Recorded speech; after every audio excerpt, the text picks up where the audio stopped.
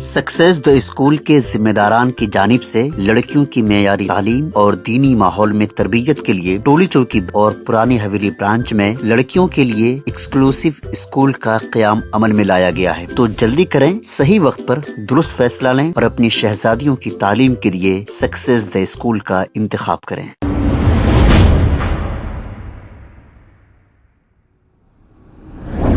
अस्सलाम वालेकुम नाजरीन, 7H न्यूज सच को रखे आपके आगे। नाजरीन, 5 दिन कबल सारी दुबई में बारिश होने की वजह से तबाही आई थी। करोड़ों रुपए का दुबई में नुकसान हुआ था।